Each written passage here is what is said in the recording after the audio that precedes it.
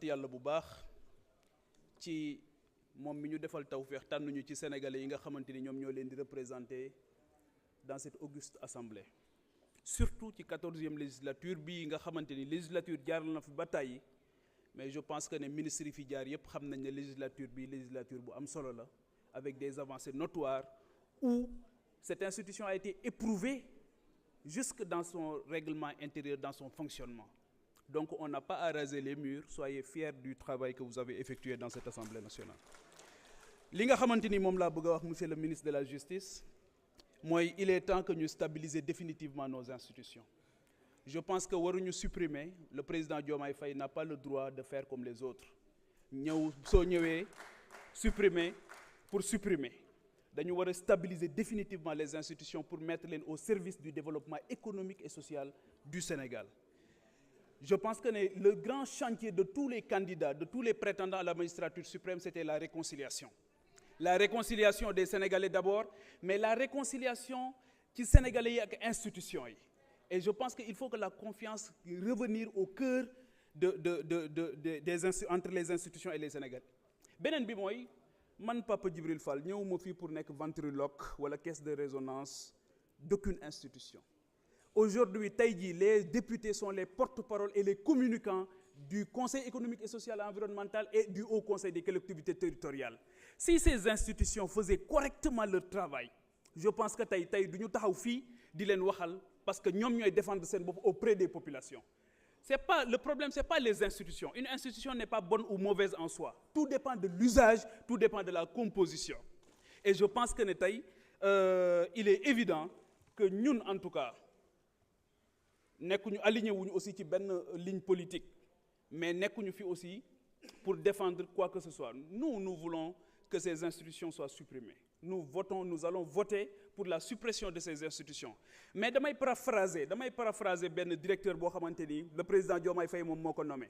mu ne dites la vérité avant le retour du bâton. Il faut dire la vérité aux Sénégalais.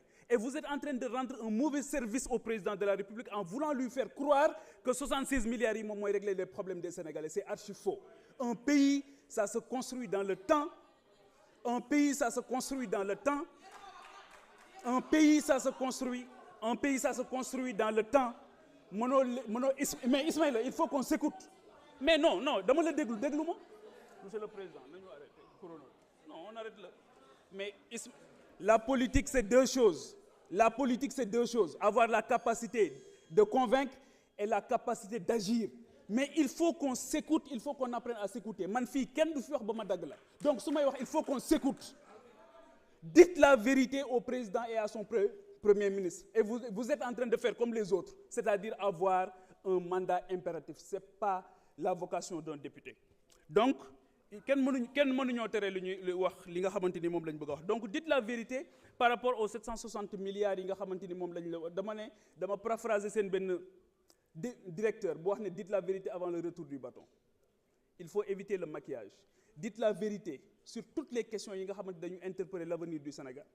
Dites la vérité sur cette fameuse loi bi nga xamante ni moom moo amnistie, parce que aujourd'hui la délinquance galopante partout au Sénégal, c'est parce qu'à un moment donné on nous a parlé de forces spéciales, on nous a parlé de circulation d'armes lourdes et d'armes légères. Donc tey jii ñoo ngi rey nit ñi Sénégalais, mais d'où proviennent ces armes? Donc dites la vérité, dites-nous aussi la vérité par rapport à la lancinante question de l'ONAS. Moi je pense qu'aujourd'hui le ministre en charge de l'hydraulique doit mettre le président de la République à l'aise dans cette affaire, et la meilleure manière c'est de se démettre avant qu'il ne soit trop tard. Loolu mooy jubbanti. Donc nous on ira jusqu'au bout de notre logique qui est de contrôler l'action de l'exécutif, qu'on soit ici ou ailleurs, on continuera de faire ce travail. Sénégalais dañu leen a yónni am ci yéen yaakaar bu rëy ba pare yàkkamti leen. Donc on n'a pas le temps pour le cynisme politique, on n'a pas le temps pour le machiavélisme politique.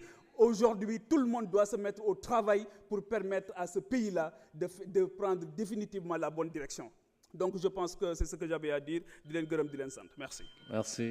Oumar Souane Cissé, vous avez la parole, suivi de Astou Aimé Fall. Assalamu alaikum. Monsieur le Président de l'Assemblée nationale, Monsieur le ministre de la Justice, garde des Sceaux, Monsieur le chargé du travail, avec les institutions.